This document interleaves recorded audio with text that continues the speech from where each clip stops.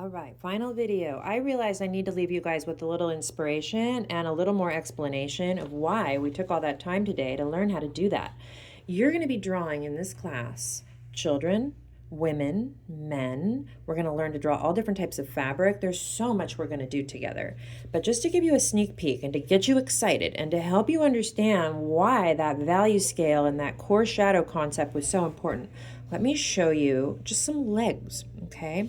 What I want you to notice is, here's the core shadow, there's the highlight. Guys, it's a cylinder, okay? I shaded these legs exactly like you just learned to shade on a cylinder. Now, I will tell you, when I first started illustrating decades ago, I didn't do it this way. I look back at my early work and it looks really amateurish because I wasn't approaching it as precisely as I really needed to. So now when you see this leg feels 3D, it feels shiny, it feels like she's moisturized, and it works with all different skin tones. And I'm going to show you a couple other examples just so you can see it. Here's another lady. She's unfinished, but you get the idea where even as I was just quickly putting in some shadows, I was really being conscious of not putting them right up against the edge.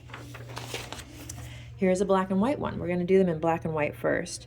And you can see how even her torso is basically a long cylinder. The other thing is, look at her bust. If you can see it, this is a little bit faded because it's been in my portfolio banging around.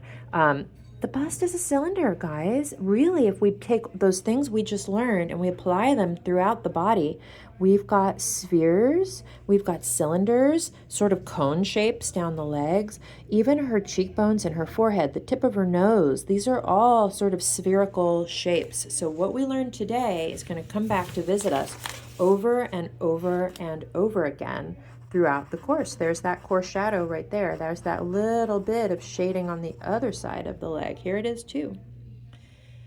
Down here too, you could think about her cheekbone as being a cylinder. A lot of times what you're going to notice too is on like the edge of a jaw. See that little bright sliver of light?